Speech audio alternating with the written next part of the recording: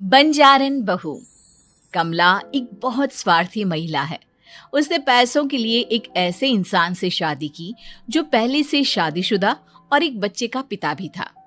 कमला के पति को मरे हुए एक अरसा बीत गया है। अब वो अपने सौतेले बेटे वैभव के साथ रहती है। वैभव के दिल में अपनी माँ को लेकर इतना डर है कि वो अपनी माँ के सामने एक शब्द नहीं बोल पाता। उसकी माँ जो कहती है उसको सर झुकाकर वही मानना पड़ता है। वैभव, तुमने अभी तक घर का काम क्यों नहीं किया? तुमसे कितनी बार कहा है कि सूरज निकलने से पहले तुम घर की साफ सफाई पूरी कर दिया करो। वैभव कुछ नहीं बोलता, चुपचाप सर झुकाए अपनी माँ की बात सुनता रहता है। तभी पास में खड़ा नौकर सुखराम कहता है, मालकिन, वैभव बाबा को रात से तेज बुखार है, इसलिए वो सुबह जल्दी उठ नहीं पाए। उनके बदले मैं घर की साफ सफाई कर देता हूँ। इसे कोई बुखार नहीं है। मैं इसे अच्छी तरह से जानती हूँ। ये सब काम न करने के बहाने हैं। सुखराम काका, बोल दो इसे, सारे घर का काम यही करेगा। और इससे समय पर अपना काम पूरा नहीं किया तो इससे आज का खाना भी नहीं मिलेगा। मगर मालकिन, वैभव बाबा की सच में ही तबीयत खराब है, आप एक बार देख तो लीजिए। कमला बिना कुछ बोले वहां से चली गई और बेचारा वैभव तेज बुखार में भी काम करता रहा।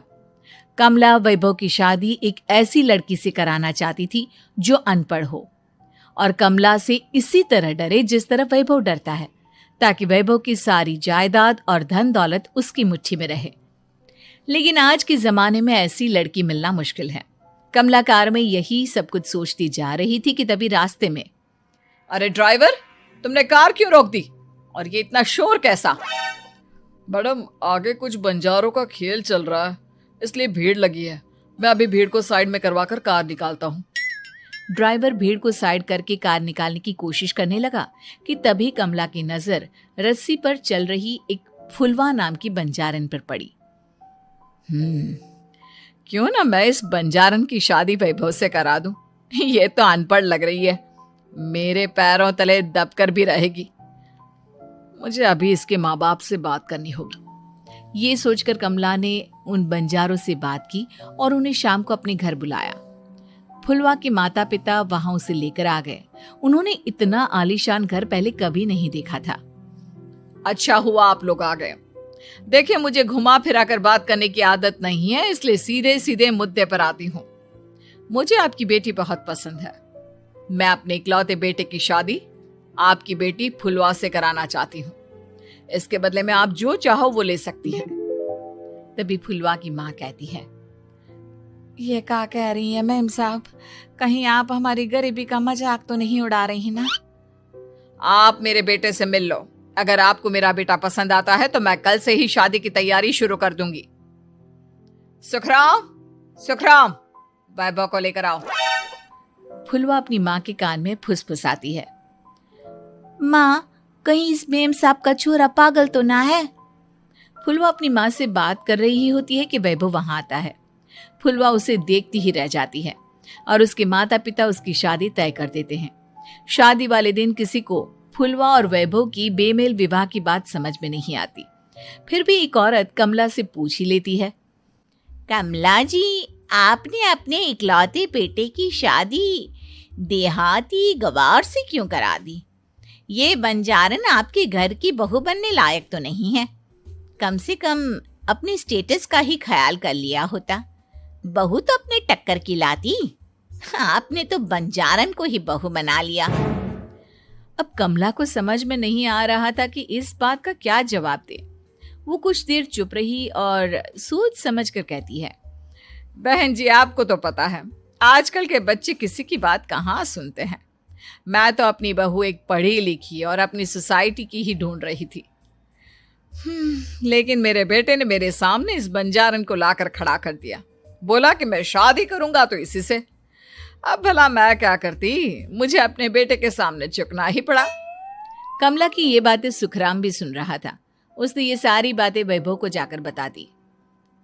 काका, मैं तो फुलवा को जानता भी नहीं, फिर माँ मेरे बारे में झूठ क्यों कह रही है? अरे बेटा, तुम कितने भोले हो, तुम्हें कुछ भी नहीं पता। तुम्हारे पिता अपनी सारी संपत्ति तुम्हारे नाम करके गए हैं। तुम्हारी माँ नहीं चाहती कि यह संपत्ति तुम्हें मिले, इसलिए उन्होंने तुम्हारी अनपढ़ लड़की से शादी करवाई ताकि तुम्हारी तरह वो भी अपने हक के लिए आवाज ना उठा सके। सुखराम काका, मैं क्या करूं, आप ही बताओ। माँ के सामने आते ही मेरे हाथ पैर कांपने लगते हैं। मैं माँ को कुछ भी नहीं कह पाता। वे दोनों बात कर ही रहे थे कि अचानक कमला वहां आ गई। कमला को देखकर दोनों घबरा गए। तुम दोनों फिर कभी बातें कर लेना, अभी फेरों का समय हो गया है, चलो जल्दी आओ। इस तरह फुलवा और वैभव की शादी हो गई। अगले दिन कमला ने फुलवा को बुलाया और उसे नसीहत देने लगी। देख बंजारन, तुझे मैंने अपनी बहू बना तो लिया है, लेकिन तुझे इस घर में आंख कान मुंह बंद करके रहना होगा। घर का काम कर और अपने पति से मतलब रख, समझी? कमला का ऐसा रवैया फुलवा को बिल्कुल समझ में नहीं आया। उसने वैभव से इस बारे में बात की। सुनिए ना, माँ जी ने जिस तरह मुझसे बात की मुझे अच्छा नहीं लगा। शादी से पहले तो वो मुझसे बहुत अच्छे से बात कर रही थी, लेकिन शादी के बाद उन्हें क्या हो गया? तुम ज्यादा मत सोचो, जैसा माँ कहती है वैसा ही करो। ये कहकर वैभव वहां से चला गया। अगले दिन वैभव को घर के नौकरों की तरह काम करता देख फुलवा को बहुत हैरानी हुई। फुलवा ने इस बारे में सुखराम काका से बात की तो सुखराम काका ने फुलवा को सारी बात बता दी। अब फुलवा को समझ में आ गया कि उसकी सास ने एक बंजारन को बहू क्यों बनाया। एक दिन वैभव घर का काम कर रहा था, तभी उससे कांच की प्लेट टूट गई। किसने गिराई ये कांच की प्लेट? वैभव को वहां खड़ा देख कमला ने छड़ी से उसे मारना शुरू कर दिया। उसके पैर में कांच चुभ गया और खून बहने लगा, लेकिन फिर भी कमला उसे मारे जा रही थी। ये देखकर फुलवा ने कमला के हाथ से छड़ी छीन ली और तोड़कर फेंक दी। बंजारन, तेरी इतनी हिम्मत, तूने मेरे हाथ से छड़ी छीनी? कमला फुलवा को थप्पड़ मारने ही वाली थी कि फुलवा उसका हाथ पकड़ लेती है। ओ सस माँ, मैंने मॉम की गुड़िया ना समझ लियो। बंजारन हो बंजारन, ईंट का जवाब पत्थर से देना जानती हूँ। आज के बाद मेरे या वैभव जी के ऊपर हाथ उठाने की सोचियो भी ना, समझी ससु माँ? ये कहकर फुलवा वैभव को लेकर वहां से चली गई। उसने वैभव के पैर पर पट्टी बांधी, उसके आंसू पोंछे।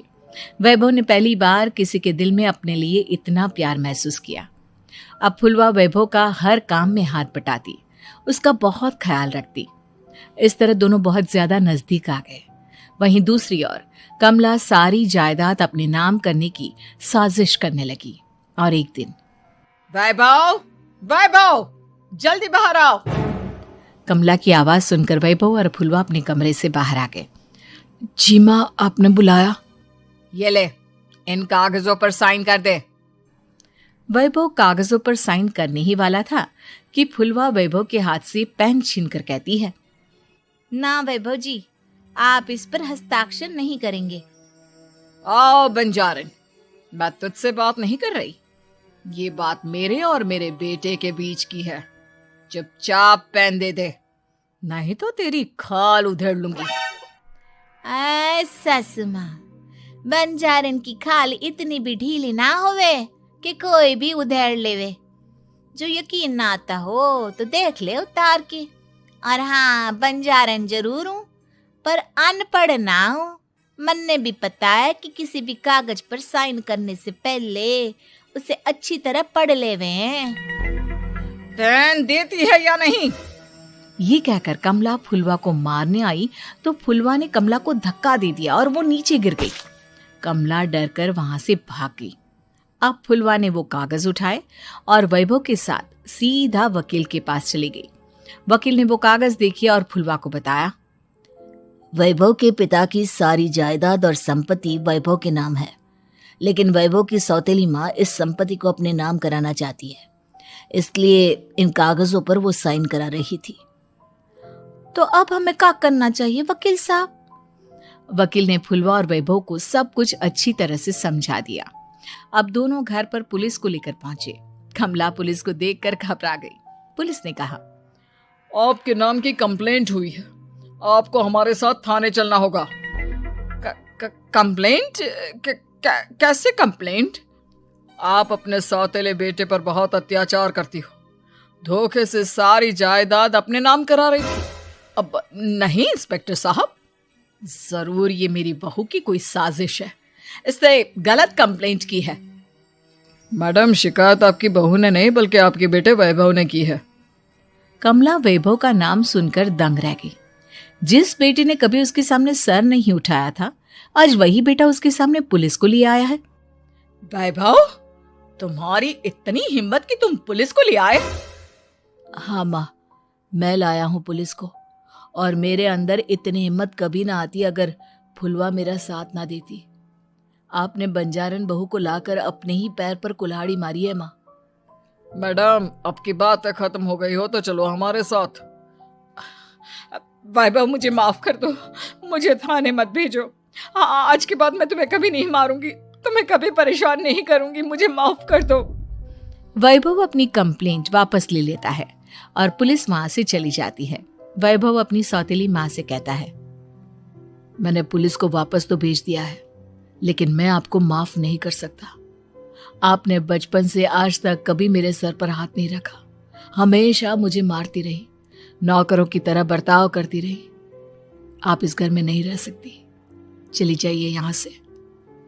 कमला घर छोड़कर चली गई और सड़क किनारे खड़ी होकर सोचने लगी, काश मैंने वैभव को माँ की तरह प्यार किया होता तो आज मैं इस तरह से बेसहारा ना हो जाती।